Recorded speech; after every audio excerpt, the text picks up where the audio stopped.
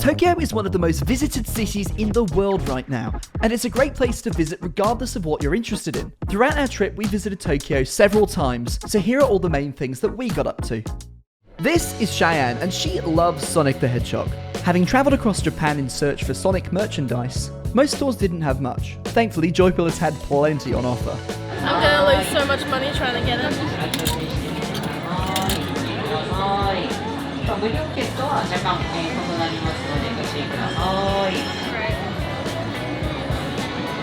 Oh, you weak ass. Anyway. There's certainly more to Joypolis than just Sonic the Hedgehog, but that was definitely our main focus. We got some lunch and then waited in line for the Gekion Live Coaster, an indoor roller coaster that takes you through a series of rhythm games before it spits you out on the other side and you spin upside down. And then we went back to the claw machine for a second try. Can I get my wallet out? It's the Sonic wallet. I have no idea how these claw machines work, by the way. Come on, bitch. You can do it. I think I see what you're trying to do. Yeah. I'm trying to tip him because I don't know how else to play this. Okay. Nah, he's too big of a plushie. See? Rigged. And finally, to finish off the trip to Joypolis, we headed to the merchandise store to grab some items before we left. Expensive, no doubt, but what's the trip worth if we don't bring back anything to remember it by?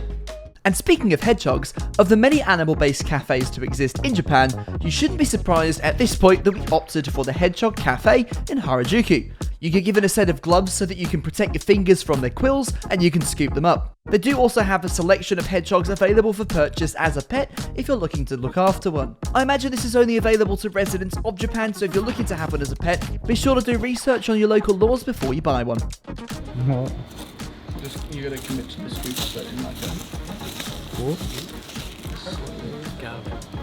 This one's He's not feeling it. This one's tucked his head between my hands. Yes, I did pick one up as well briefly, just to show that I did actually pick one up. He decided to curl up into a ball, which was really cute, and I put him back down because he got fed up with me. Oh, he's attacking, sort of. Is he angry though? He is angry. I don't think he doesn't want to be touched. Yep, okay. Ow. Ooh, you got me there. Okay. It's a hamster. Why are you eating my glove? Hello. We got one. Yeah.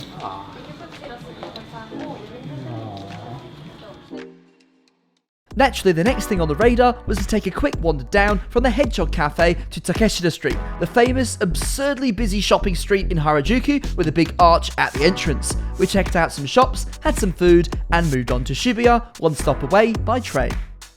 Shibuya is another fantastic place to go shopping, and it's also great for enjoying quite possibly the most crowded streets in all of Tokyo, especially with the big crossing. Our main destination was the Pokemon Center, before we gradually made our way back down to jump on the Yamanote Line train back to Shinjuku where we were staying. The great thing about Tokyo is that amongst the bustling city life are magnificent pockets of nature beautifully blended with Japanese architecture that stood for hundreds of years. This is the Imperial Palace Gardens, opened in the 1960s, but it contains the Imperial Palace itself, which was founded in 1437. It's also the primary residence of the Emperor of Japan. Welcome to Akihabara, one of the most visited destinations in Tokyo. Why? Probably because of its insane collections of pop culture and electronic stores. Akihabara is packed with places to browse and buy video games, electronics, anime, manga, miscellaneous merchandise, etc. that might otherwise be hard to come by overseas. Just be mindful if you're planning on buying anything here because the prices can be a little bit more expensive purely due to the massive amounts of tourists that visit here. After we spent a few hours adventuring, it was time for lunch. Instead of walking into the first place that popped up, we found a sneaky underground tonkatsu place to have lunch at, and I'd always recommend trying something a little bit different instead of the conventional popular places.